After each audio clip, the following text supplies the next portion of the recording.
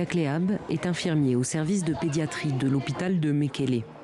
Depuis quelques mois, il est amené à prendre en charge des enfants victimes du conflit au Tigré, comme cette petite fille de 4 ans et demi, arrivée il y a quelques semaines. Elle a été blessée au couteau, ils l'ont coupée au couteau. Selon son père, c'était les soldats érythréens. Il y a eu une fracture, donc nous avons installé ce matériel médical et ensuite nous nettoyons ses plaies quotidiennement et elle prend des antibiotiques. Ce travail auprès d'enfants victimes du conflit et de leurs familles est particulièrement pesant pour les soignants. Chaque jour, nous voyons des nouveaux cas d'enfants qui sont blessés par de l'armement lourd ou des balles.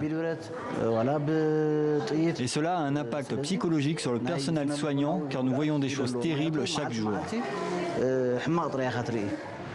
À l'hôpital de Mekele, selon les médecins du service, depuis novembre, plus de 50 enfants ont été pris en charge pour des blessures directement causées par la guerre.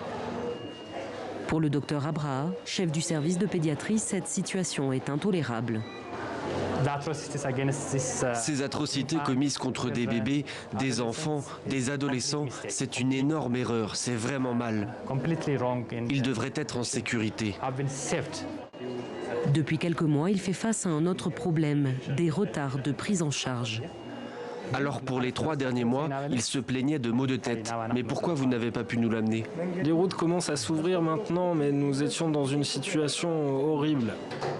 Ce petit garçon est atteint de tuberculose cérébrale, une forme rare de tuberculose qui touche le cerveau.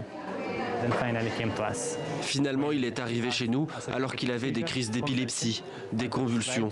Le père a expliqué qu'il y a eu une petite amélioration des possibilités de déplacement dans leur zone. Sinon, il serait venu plus tôt. Depuis le début du conflit, l'hôpital fait aussi face à une pénurie d'oxygène. Du coup, les médecins doivent se débrouiller. À cause du manque d'oxygène, on a fait cette dérivation pour 2 patients. Donc maintenant, je ne suis pas certain de la quantité d'oxygène que je donne à cet enfant et de celle que je donne à l'autre. Ces derniers mois, à cause du manque d'oxygène, une 60aine de patients seraient décédés à l'hôpital de Mekele.